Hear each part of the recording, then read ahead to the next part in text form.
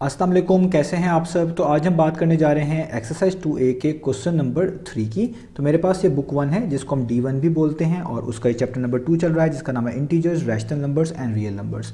मैंने इस चैप्टर के नेम से एक सेपरेट प्लेलिस्ट बना दी है, उसका लिंक मैंने नीचे डिस्क्रिप्शन दे दिया है। अगर आप इस चैप्टर से रिलेटेड बाकी सोल्यूशन में इंटरेस्टेड हो तो वो लिंक नीचे डिस्क्रिप्शन में से देख सकते हैं। इसके अलावा भी मैंने D1 से रिलेटेड काफ़ी कंटेंट कवर किया हुआ है, वो आपको मेरे चैनल के प्लेलिस्ट सेक्शन में मिल जाएगा। और अगर आपके कोई क्वेश्चन हैं या सजेशन हैं मेरे वीडियो कंटेंट के हवाले से तो उसके लिए मैंने फेसबुक पेज बनाया हुआ है, उसका लिंक भी नीचे डिस्क्रिप्शन में गिवन है। आप उस फेसबुक पेज के थ्रू अपने क्वेश्चंस को, सजेशंस को मुझ तक पहुंचा सकते हैं।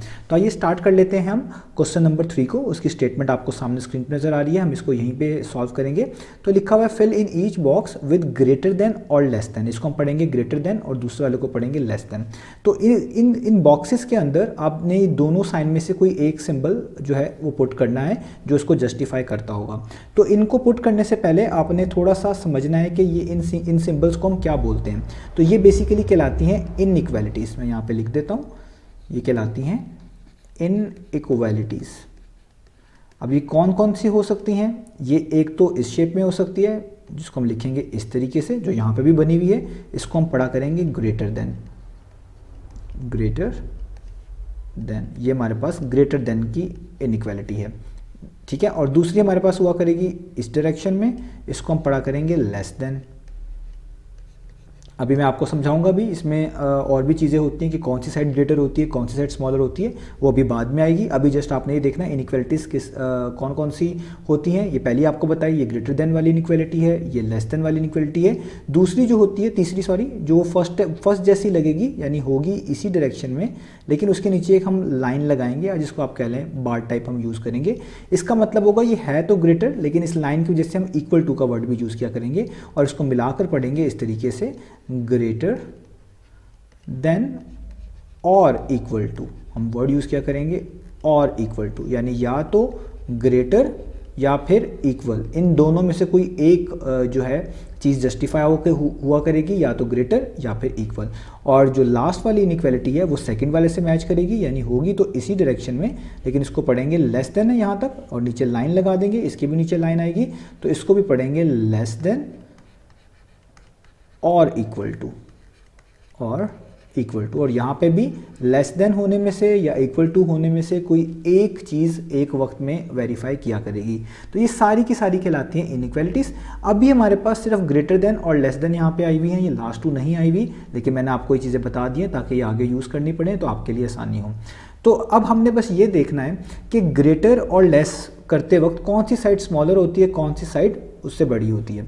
लेट्स से अगर मैं ये वाली इनइक्वालिटी बनाता हूँ, आपने फोकस रखना होता है कि ये इनइक्वालिटी किस तरफ को पॉइंट कर रही है। लेट्स से मैं अगर यहाँ पे 5 लिख देता हूँ तो ये वाला इनइक्वालिटी का सिंबल कह लें तो ये इस तरफ पॉइंट कर रहा है, 5 को पॉइंट कर रहा है। तो जिसको ये पॉइंट कर रहा होगा वो हमेशा स्मॉल होगा, ये चीज़ हमेशा क्या होगी, स्मॉल होगी, ठीक है। और जो दूसरी तरफ होगी वो हमेशा लार्ज होगी। जैसे मैं यहाँ पे लिख देता हूँ 7, तो इसको पढ़ा जाएगा 7 इज़ ग्रेटर देन 5। आपने बस ये चीज़ ख्याल रखनी है, ये इनइक्वालिटी का जो आप कह लें इसकी जो शार्प कॉर्नर है जिस तरफ होगा वो चीज़ स्मॉल होगी और दूसरी वाली साइड जो होगी वो हमेशा क्या होगी, ग्रेटर होगी। तो इसी तरीके से हम इसको पढ़ेंगे। अगर ये उल्टा मैं कर दूं, यानी मैं इसको कर देता इस तरीके से, तो आप देखें ये इसका शार्प कॉर्नर आ रहा है लेफ्ट साइड पे। तो जो इधर चीज़ लिखी होगी, जैसे मैं अगर लिख देता हूँ 7, इधर लिख देता हूँ और इधर मैं लिख देता हूँ 10, तो जो इधर चीज़ लिखी होगी वो अब स्मॉलर हो जाएगी और जो दूसरी तरफ लिखी होगी वो ग्रेटर हो जाएगी।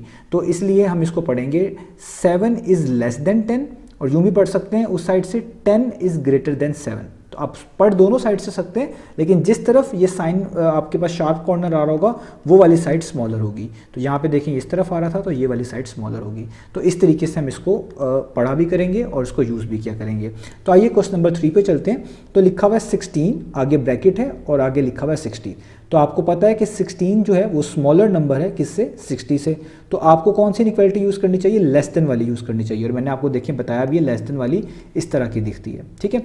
तो इसका मतलब है आप लिखेंगे 16 इज़ लेस देन 60, ये वाली इनइक्वालिटी आप यहाँ पे डालेंगे। और आप देखें इसका जो शार्प कॉर्नर है जिसकी तरफ ये पॉइंट कर रही है वो है लेफ्ट साइड, और मैंने आपको बताया जिस तरफ वो पॉइंट करेगी वो स्मॉलर होगी। तो 16 स्मॉलर है, उसी तरफ पॉइंट करना चाहिए था, तो देखिए उसी तरफ पॉइंट कर रही है। तो ये हो गया ए पार्ट।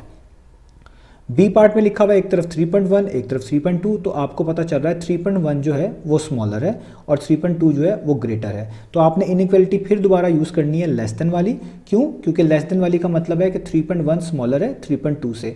तो हम लेफ्ट साइड को जस्टिफाई कर रहे हैं, लेफ्ट साइड को रेफरेंस मान रहे हैं, हर चीज़ को लेफ्ट साइड से पढ़ रहे हैं। अगर राइट साइड से पढ़ेंगे तो इनका मीनिंग ड्यूल वे हम कर सकते हैं, जिस तरह मैंने आपको समझाया है।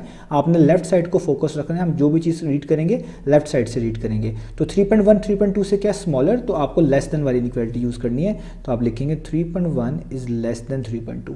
तो देखें यहाँ पर जो कॉर्नर है वो पॉइंट कर रहा है 3.1 को, तो कॉर्नर जिसको पॉइंट करना चाहिए इनइक्वालिटी का वही स्मॉलर होनी चाहिए। तो देखिए वही चीज़ स्मॉलर है, दूसरी साइड ग्रेटर है। आगे चलते हैं तो देखें एक नेगेटिव नंबर है और एक पॉजिटिव नंबर है। यहाँ पर अगर आप देखें तो नेगेटिव नंबर हमेशा छोटा होता है पॉजिटिव नंबर से। तो लेफ्ट साइड के लिहाज से देखा जाए तो -6 क्या है, लेस देन 8 है। तो फिर दोबारा ये वाली इनइक्वालिटी यूज़ करेंगे, तो -6 इज लेस देन 8। ओके, तो फिर दोबारा लेफ्ट से पढ़ा है, लेफ्ट को रेफरेंस माना है, उसी के लिहाज से जजमेंट अप्लाई करिए और ये इनइक्वालिटी लगा दी है। और फिर दोबारा शार्प कॉर्नर जिस तरफ होगा वो चीज़ स्मॉलर होनी चाहिए। तो शार्प कॉर्नर -6 की तरफ है, उसकी डायरेक्शन इधर को पॉइंट कर रही है, तो वही देखिए -6 स्मॉलर होता है और 8 ग्रेटर होता है। तो जो दूसरा पोर्शन है, दूसरी साइड है, वो 8 को रिप्रेजेंट कर रहा है, यानी ग्रेटर साइड को। आगे चलते हैं, इधर देखें 30 ग्रेटर होता है और नेगेटिव नंबर जाहिर बात है कोई भी होगा, पॉजिटिव 30 लिखा हुआ है वो 30 से तो छोटा ही होगा। तो 30 बड़ा नंबर है, 30 ग्रेटर है, तो इसका मतलब है आपने ये वाली इनइक्वालिटी अब यूज़ करनी है। तो आप लिखेंगे इसको इस तरीके से। आप देखें जो शार्प कॉर्नर है वो -31 को पॉइंट कर रहा है, तो वो स्मॉलर होना चाहिए, वो ऑब्वियसली स्मॉलर है क्योंकि वो नेगेटिव नंबर है। और दूसरा एंड ग्रेटर साइड पे होना चाहिए, 30 ग्रेटर है, वो उसी साइड पे है, तो इसलिए हम इसको कहेंगे 30 इज ग्रेटर देन -31। ठीक है, और आप ये चीज़ ख्याल रखें कि अगर हम इसको लेफ्ट साइड से पढ़ रहे हैं तो उस लिहाज से हम इन चीज़ों को जस्टिफाई कर रहे हैं। तो आपने भी लेफ्ट साइड से देखना है ताकि आपके लिए चीज़ें आसान रहे।